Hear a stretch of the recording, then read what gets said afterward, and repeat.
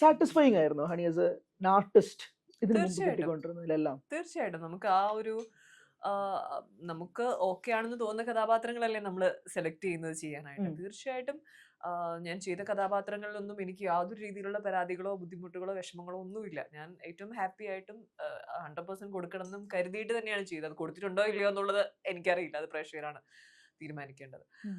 ആം, പക്ഷെ റേച്ചലിൽ എത്തി നിൽക്കുമ്പോൾ ഈ ഒരു 20 വർഷമായിട്ടൊരു ടൈറ്റിൽ കഥാപാത്രം ഫസ്റ്റ് ടൈം ചെയ്യുന്നു. ഇത്രയും സ്ട്രോങ് ആയിട്ടുള്ള, ഇത്രയും എന്താ പറയാ, ബ്രേവ് ആയിട്ടുള്ള ഒരു കഥാപാത്രം ഞാൻ ആദ്യം ചെയ്യാണ്. ഒത്തിരി ലെയേഴ്സും ഷെയ്ഡ്സും ഇന്റൻസും ആയിട്ടുള്ള കഥാപാത്രം ഞാൻ ഫസ്റ്റ് ടൈം ചെയ്യാണെന്ന് തന്നെ എടുത്ത് പറയേണ്ടി വരും. അതൊരു നമ്മളെപ്പോഴും നമ്മുടെ ലൈഫിൽ കരിയറിൽ വന്ന് ഒത്ത് കിട്ടുന്ന ഒരു കാര്യമല്ല.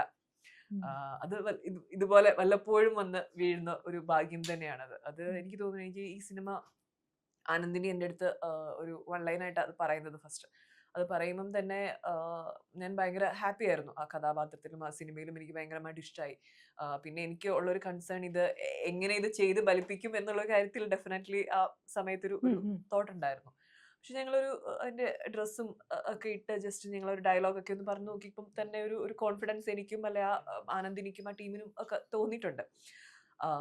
ദെൻ അത് കഴിഞ്ഞിട്ട് ഇതിന്റെ സ്ക്രിപ്റ്റ് ആവുകയും സിനിമയാവുകയും ഒക്കെ ചെയ്യുമ്പം ആ ഒരു ജേർണിയിൽ ഞാനും പങ്കുചേർന്നിട്ടുണ്ട്. From the beginning to till the end എന്ന് പറയാനായിട്ട് ഇപ്പോഴും നമ്മളതിന്റെ പറയാൻ നടക്കുകയാണ്. Yes yes. അപ്പോ അതെനിക്ക് എൻ്റെ ഈ 20 വർഷത്തെ ഇൻഡസ്ട്രിയിൽ നിന്നു എങ്കിൽ പോലും ഇതൊരു ഫസ്റ്റ് ടൈം എക്സ്പീരിയൻസ് ആണ്. ഈ ഒരു സിനിമയുടെ തുടക്കം തൊട്ടേ അതിന്റെ ഭാഗമായി അതുമായിട്ട് സഞ്ചരിക്കുക എന്ന് പറയുന്നത്. അങ്ങനെ ഒത്തിരി പുതിയ പുതുമകളും എന്താ പറയാ, ഒത്തിരി കാര്യങ്ങൾ എക്സ്പീരിയൻസ് ചെയ്യാനും കഴിഞ്ഞിട്ടുള്ള ഒരു സിനിമയാണ് റീച്ചിൽ എന്നെ സംബന്ധിച്ചിടത്തോളം. രാധികയിലേക്ക് വരുമ്പോൾ ഞാൻ രാധിക ഇൻസ്റ്റാഗ്രാം ജസ്റ്റ് ഒന്ന് പോവുകയായിരുന്നു. You so passionate about your dance എന്ന് പറഞ്ഞൊരു പരിപാടിയുണ്ട്.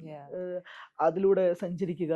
ഞാൻ കുറെ പോസ്റ്റുകൾ അതുമായിട്ട് ബന്ധപ്പെട്ടുള്ളത് കാണുന്നത് കൊണ്ട് ചോദിക്കുകയാണ്. More as an actor do you prefer to be a dancer?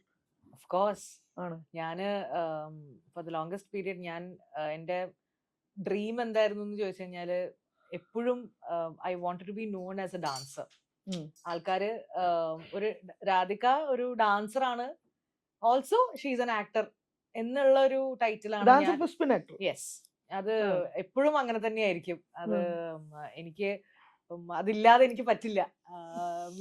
Cinema ഇല്ലാത്തൊരു ജീവിതം ഞാൻ ജീവിച്ചിട്ടുണ്ട്.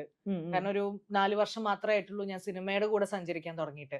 ഒരു പ്രേക്ഷകനായിട്ട് മാത്രം നിന്ന് സിനിമയെ കണ്ട് സിനിമയിലേക്ക് വരണം എന്നുള്ള ഒരു പാഷനോ ഒരു ഓഡിഷൻ പോലും ഞാൻ അറ്റൻഡ് ചെയ്തിട്ടില്ല.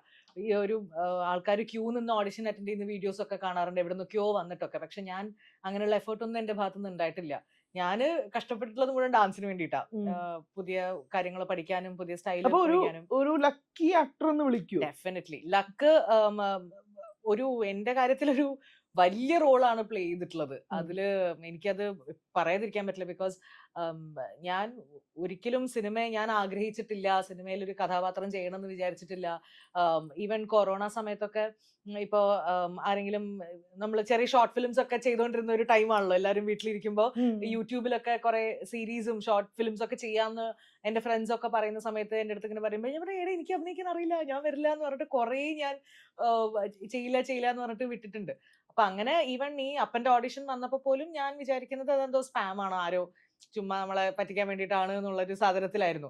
ഒരിക്കലും ഞാൻ എന്റെ ഭാഗത്തുനിന്ന് അത് ഓഡിഷൻ ആദ്യം എനിക്ക് ക്രാക്ക് ചെയ്യാൻ പറ്റിയില്ല. ആദ്യം അവർ പറഞ്ഞു ഇല്ല, ഭയങ്കര മെക്കാനിക്കൽ ആയിട്ടുണ്ട്, ഒരു ഡാൻസ് മിക്സ് ആവുന്നുണ്ട് ആക്ടിങ്ങിൽ, അതുകൊണ്ട് വേണ്ട എന്ന് പറഞ്ഞു.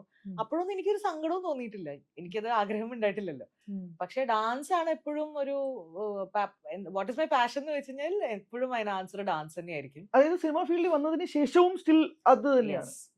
അതിന്റെ കൂടെ എനിക്ക് ഇപ്പോ ഈ ഡാൻസ് എന്ന് പറഞ്ഞു കഴിഞ്ഞാലും അതും അഭിനയം തന്നെയാണ്.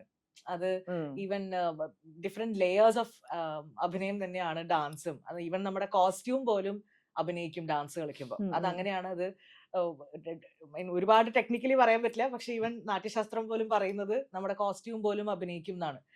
അപ്പോ അതൊക്കെ അഭിനയം തന്നെയാണ്. അപ്പൊ അതിന്റെ കൂടെ എനിക്ക് ഡാൻസും ആക്ടിങ്ങും പാരലലി ഒരുമിച്ച് ഈസി ആയിട്ട് കൊണ്ടുപോകാൻ പറ്റുന്ന ഒരു സാധനമാണ്. അതുകൊണ്ട് I will always be a dancer. അതിന്റെ കൂടെ ആക്ടിങ്ങും കൂടെ ചെയ്യുന്ന, അതിന് വളരെ ആഗ്രഹമുണ്ട് ചെയ്യാനായിട്ട്, അതിൽ കൂടെ പോകുന്ന ഒരാളായിരിക്കും.